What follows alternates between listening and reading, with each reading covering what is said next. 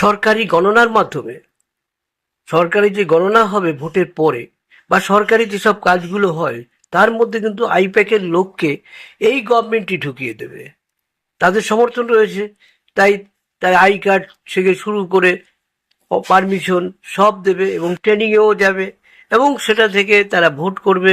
Vote করার পরে সেটা সম্পূর্ণ একটা সাইডের হবে, যে সরকারে থাকবে তার পক্ষেই যাবে, সেইভাবেই করবে। আইপ্যাককে সেইভাবেই কন্ট্যাক্ট করেছে তৃণমূল কংগ্রেস, সুতরাং বিজেপি এলেও করবে, সবাই এসে এলে করবে। তাই বন্ধুরা, এই ক্ষেত্রে কিন্তু আমাদের সাবধানে থাকতে হবে, আইপ্যাকের কোনো লোক যেন এর মধ্যে না ঢুকতে পারে, তবে কিন্তু ভোটের নিরপেক্ষতা থাকবে না। ভোটের যদি নিরপেক্ষতা না থাকে তবে ভোট করে কি লাভ? মানুষের জনসাধারণের যে ইচ্ছা সেটা তো প্রতিফলিত হবে না, সে একদিকেই হয়ে যাবে। কন্টিনিউ একদিকে হওয়া ঠিক নয়। আমি এর আগেও যেসব ভিডিওগুলো করেছি সেখানে বলেছি কোনো পার্টিকে খুব বেশি হলে 5 বছর, তারপরে খুব বেশি হলে 10 বছর, এরপরে রাখা উচিত না। সে বিজেপি হোক, কংগ্রেস হোক, সিপিএম হোক, যে কোনো পার্টিকে বেশি দিন রাখতে নেই। কারণ আমরা অফিসে যারা চাকরি করেছি অবশ্যই লক্ষ্য রাখেন, যারা সরকারি বেসরকারি, তারা একটা টেবিল থেকে অন্য টেবিলে 3 বছরের মধ্যে চেঞ্জ করে দেয়। প্রয়োজন মনে করলে তারা আগেও চেঞ্জ করে দেয় যদি অত্যাধিক বাড়াবাড়ি করে সেই স্টাফ। এটা কিন্তু আমরা দেখেছি, এক রাজ্য থেকে অন্য রাজ্যে নিয়ে আসে। আমি অনেক অফিসে দেখেছি, পাটনা থেকে কলকাতা, কলকাতা থেকে কর্ণাটক, নানা জায়গায় ছড়িয়ে দিচ্ছে, তাদের এক জায়গায় রাখছে না। কারণ অনেক দিন যদি থাকে, সেই সব পার্টির যারা আসে জিনিসপত্র বিক্রি করতে আসে তাদের সঙ্গে একটা ভাব ভালোবাসা হয়ে যায়, সেখান থেকে অনেক টাকা পয়সা এরা কমিশন খেয়ে নেয়। আর যেসব জিনিস নেওয়া হয় সেগুলো কিন্তু আর ভালো দিকে থাকে না। সুতরাং সরকারকে আমরা রাখবো। আমরা যদি ধরুন সব এক জায়গায় ভোট দিয়ে দিই, তাহলে হেরে গেল। এরপরে কিন্তু আপনাকে আবার তেল দেবে এবং এসে কিন্তু ভালো কাজই দেবে, যে আরো বেশি দিন থাকা যায় কিনা। তাই বন্ধুরা, অবশ্যই খেয়াল রাখতে হবে, আমরা কোনো পার্টিকে কন্টিনিউ ভোট দেবো না। এটা কিন্তু আমাদেরই বিপদ আমরা ডাকি। সেই কারণেই এটাকে কিন্তু আমাদের খেয়াল রাখতে হবে। আই প্যাকের লোক কোনো ক্ষেত্রেই যেন না ঢুকে যায় তা খেয়াল রাখতে হবে। সরকারি লোক কিনা, কোন ডিপার্টমেন্টে কাজ করে, বিরোধী পার্টির অবশ্যই তাদেরকে দেখা উচিত এবং কমিশনারকেও দেখা উচিত কারা ভোট নিতে যাচ্ছে এবং গণনা করছে। এটা যদি না করা হয় তবে কিন্তু নিরপেক্ষ ভোট যেটা, সেটার দিকে কিন্তু আমরা এগোতে পারবো না।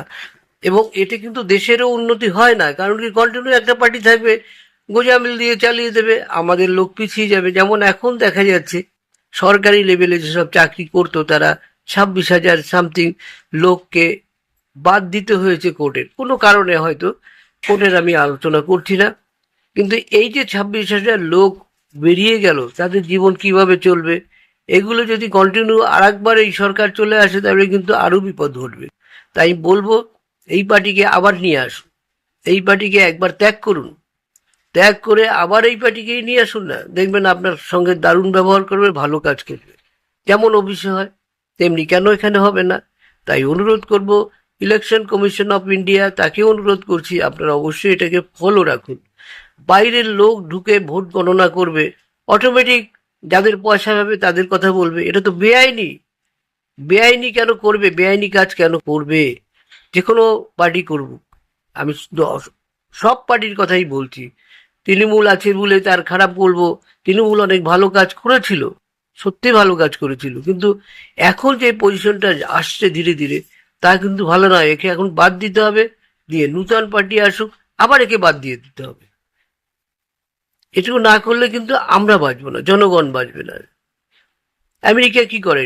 খুব বেশি হলে 10 ইয়ার্স, তারপরে তাকে আনে না। দেখুন ট্রাম্পকে নিয়ে এলো, পাগলামি শুরু করে দিয়েছে, নানা রকমের উল্টো পাল্টা কাজ করে চলছে। সুতরাং বন্ধুরা, কখনোই আফটার 10 ইয়ার্স অবশ্যই পাল্টা দেবে, যদি 5 বছর প্রথম ভালো কাজ করে থাকে। সেই ক্ষেত্রে বলবো, ইলেকশন কমিশনকে বলবো, আইপ্যাক মানে প্রাইভেটের কোনো লোক যেন এখানে না ঢোকে। কেন? তারা পয়সা পাচ্ছে, পয়সা পেয়ে যে পার্টি পয়সা দেবে সেই পার্টিরই কাজ করবে, এটা তো স্বাভাবিক। সুতরাং আইপ্যাকের যেসব লোক রয়েছে তারা বেআইনি ঘোষণা করুক এবং তারা যাতে কিছুতেই এই মধ্যে ঢুকতে না পারে, সরকারি লোক করবে। আর সবচেয়ে ভালো হয় বন্ধুরা, ভোট ইলেকশন কমিশনারকে বলবো, আপনারা এই রাজ্যের লোককে অন্য রাজ্যে নিয়ে যান, প্রশাসনগুলোকে সব নিয়ে যান, অন্য রাজ্যে কাজ করবে আসবে। আবার ওখানকার প্রশাসন এখানে নিয়ে আসুন, এখানে কাজ করবে নিরপেক্ষ, কাউকে চেনে না, কেউ বলতে পারবে না যে আমি ফিরে আসলে কিন্তু আপনাকে টাইট দিয়ে দেবো, এই কথাটা আসবেই না। কারণ কি তারা তো চলেই যাচ্ছে, তাদের আন্ডারে এই সরকার না।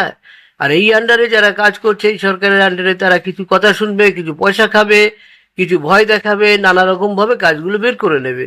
তা বন্ধুরা, এই ক্ষেত্রে আমি বলবো 10 ইয়ার্সের বেশি কাউকে রাখবেন না, 5 বছর যদি ভালো কাজ করে থাকে। তা বন্ধুরা, আপনাদের এই ভিডিওটি কেমন লাগছে অবশ্যই আপনারা কমেন্টস করে জানাবেন, যে আমি যে কথাগুলো বললাম এবং কমিশনারকে বললাম, ইন্ডিয়ান ইলেকশন কমিশন যে রয়েছে, তারা অবশ্যই অ্যাকশন নিন, নিরপেক্ষ ভোট হোক, যে যেতে জিতুক না, তাতে কি আসে যায়। তা বন্ধুরা, আজকের এখানে শেষ করছি। আপনাদের কি বক্তব্য অবশ্যই জানাবেন।